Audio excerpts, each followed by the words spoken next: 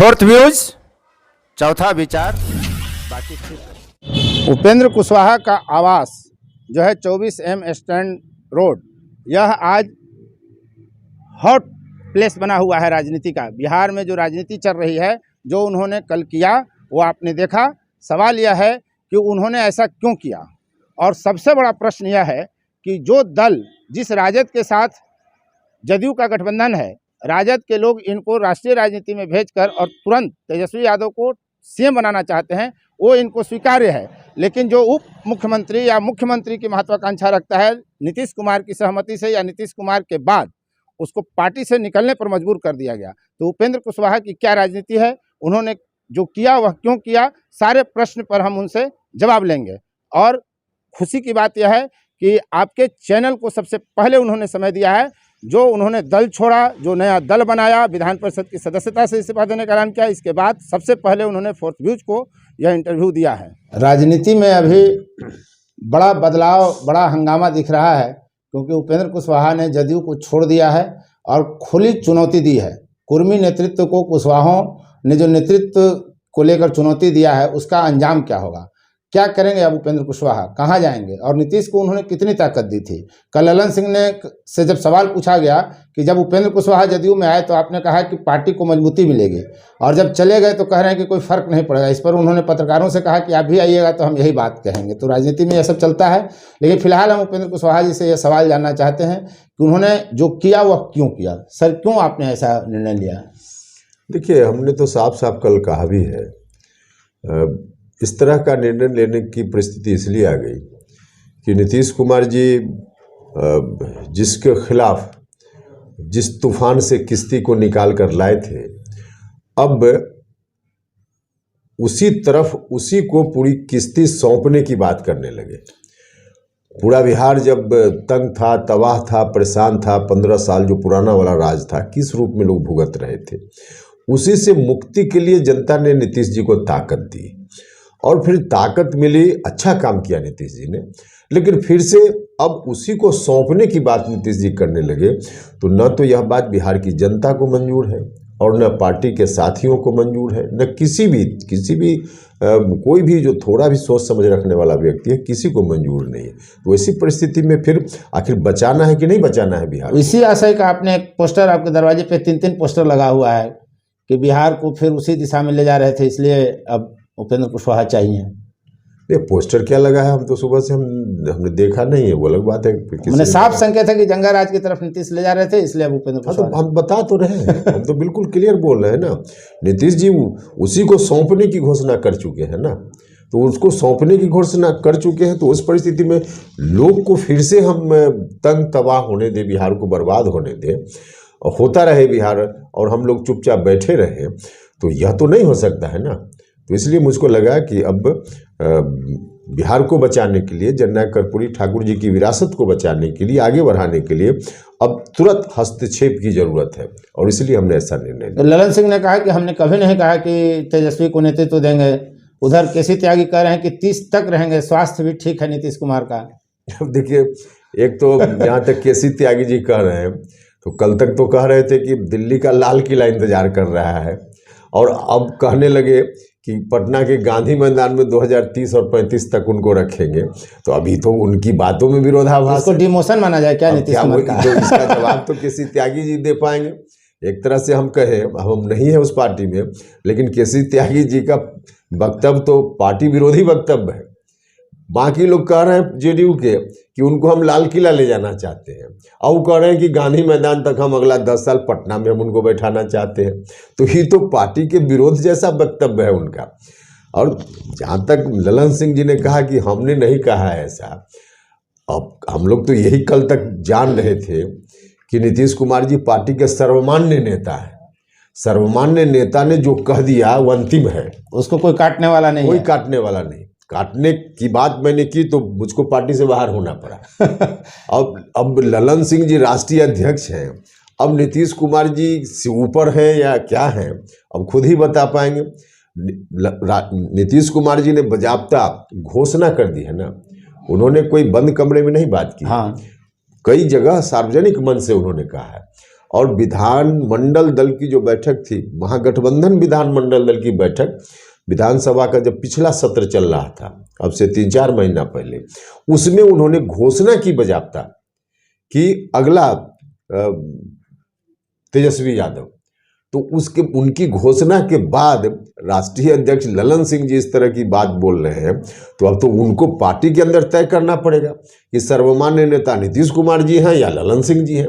हम लोग तो यही बात कह रहे हैं ना कि अब नीतीश कुमार जी का कुछ चलता उलता नहीं उस पार्टी में।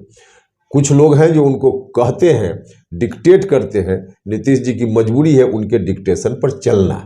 तो पहले तो लोग तय कर लें कि नीतीश जी की बात सही है या ललन सिंह जी की बात सही है। क्या बदलाव आपने देखा राजद के साथ, भाजपा को छोड़कर राजद के साथ जो गठबंधन किया नीतीश कुमार ने, उसमें और अब में क्या बदलाव आया? जैसा कि आप जंगल राज की तरफ ले जा रहे हैं, इशारा कर रहे हैं, तो क्या बदलाव आया? महागठबंधन पर कोई मेरा ऐतराज नहीं था। हमारा ऐतराज इस बात से शुरू हुआ जब सीधे नेतृत्व सौंपने की बात आने लगी। हमने तो महागठबंधन बनाने के पहले भी कहा था कि नीतीश जी, महागठबंधन मजबूरी है तो बनाइए, लेकिन नेतृत्व अपने हाथ में रखिए।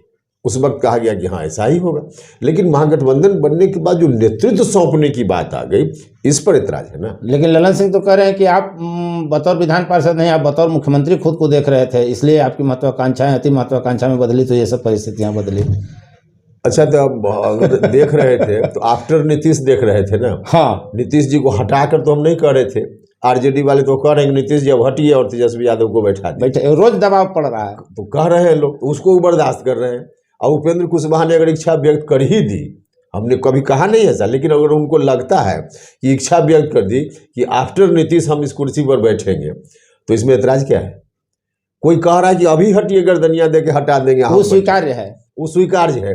और उपेंद्र कुशवाहा कह रहा है कि आपके बाद हम होंगे, वो स्वीकार्य क्यों है? अभी तो क्या है वही समझ पाएंगे, वही लोग बता पाएंगे। लेकिन उनको भले स्वीकार्य हो, बिहार की जनता को नहीं स्वीकार्य। तो अब आपका क्या स्टैंड होगा? हमारा स्टैंड तो क्लियर है ना। हम तो कर्पूरी जी की विरासत को बचाने के लिए निकल पड़े हैं। उनकी विरासत को बचाएंगे और बिहार को फिर से उस बर्बादी की ओर नहीं जाने देंगे। इसके लिए जो कुछ भी करना होगा करें। राष्ट्रीय लोक समता पार्टी लेकर आप नहीं आए, राष्ट्रीय लोक जनता दल लेकर आए, इसमें क्या मजबूरी है? मेरी छवि को बदनाम करने के लिए लोग कह रहे थे कि राष्ट्रीय लोक समता पार्टी जिंदा है, इन्होंने जिंदा करके रखा है, कह रहे थे ना जी। हाँ, लोग जेडीयू ये चर्चा आ रही थी। हाँ, कह रहे थे, मेरी छवि को बदनाम करने की नीयत से लोग कह रहे थे कि आरएलएसपी बनाकर रखे हैं और इधर पार्टी में नीयत इनकी ठीक नहीं। लेकिन आरएलएसपी का विलय हो गया उसी समय, आरएलएसपी नहीं है आज की तारीख में। तो लोग इस तरह की बात कर रहे थे। हम जिस दिन गए थे, फिर से मर्जर हुआ था, उस दिन थोड़े हमने सोचा था कि फिर से हमको कमान इस रूप में संभालना पड़ेगा और जननायक कर्पूरी ठाकुर जी को की विरासत इस रूप में कहीं गिरवी रखने की बात होने लगेगी।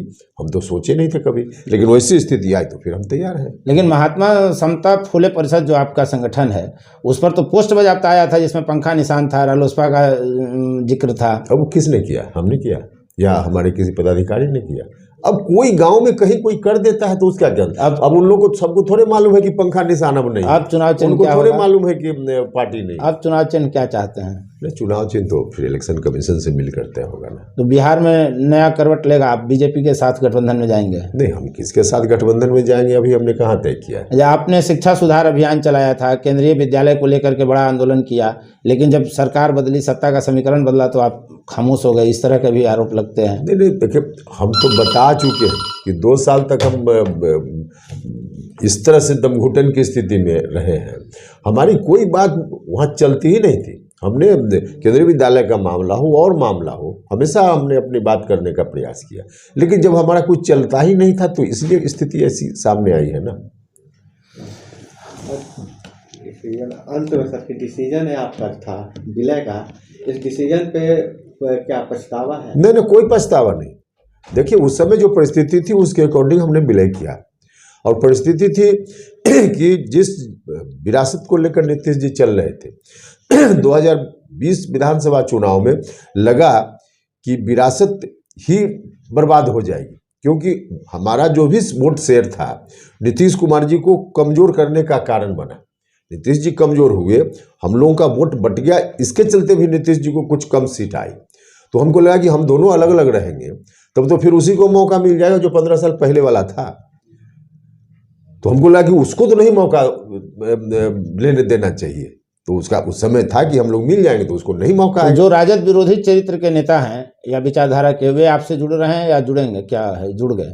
देखिए, नेता कौन जुड़ेंगे नहीं जुड़ेंगे उसका कोई बहुत मामला नहीं है। नेता अपनी इच्छा से, अपने स्वार्थ के हिसाब से सोचते हैं। जनता चाहती है कि फिर से वह पुराना राज नहीं वापिस हो, और वैसे लोगों की भावना के अनुकूल हम काम कर रहे हैं। तो निश्चित रूप से हम देख रहे हैं चीज़ों को, सकारात्मक दिशा में चीज़ें जा रही हैं। क्षेत्र में आपके कार्यकर्ताओं से मैं मिल रहा हूँ, आपके समर्थक कहिए और कार्यकर्ता, वो आपको बहुत सपोर्ट कर रहे हैं। कुछ उन कार्यकर्ताओं के लिए आपका भी सपोर्ट दे, उनके लिए कुछ बोलिए। देखिए, क्षेत्र का जहाँ तक मामला है तो वहाँ के लोग मुझको बहुत ही प्यार स्नेह करते हैं। हम ठीक है कि चुनाव हम नहीं भी जीत पाए, लेकिन नहीं जीते वोट राजनीतिक कारण से, तत्कालिक कारण से किसी ने दिया नहीं दिया वो अलग विषय है, लेकिन जिन लोगों ने वोट नहीं भी दिया उनके भी दिल में उपेंद्र कुशवाहा बसता है। इतना स्नेह प्यार वहाँ हर जाति धर्म के लोगों का मुझको मिलता रहा है और अभी भी उसी रूप में है। तो हम स्वाभाविक रूप से जहाँ स्नेह प्यार ज़्यादा मिलता है तो वहाँ के लिए आदमी सोचता ही रहता है, करेंगे। उपेंद्र कुशवाहा ने जो बातें कही वो बड़ी बातें हैं कि सवाल यह उठता है कि केसी त्यागी सही हैं या नीतीश कुमार सही हैं। नीतीश कुमार का नेतृत्व शीर्ष पर है या ललन सिंह जो उनके राष्ट्रीय अध्यक्ष हैं वो शीर्ष नेता हैं? आखिर जदयू में चल क्या रहा है और कौन है जदयू में शीर्ष पर? यह पहली बार ऐसा हो रहा है कि नीतीश कुमार के नेतृत्व पर ही कोई सवाल उठाया। उन्होंने जो घोषणा की उसे ही खारिज कर रहे हैं केसी त्यागी और ललन सिंह।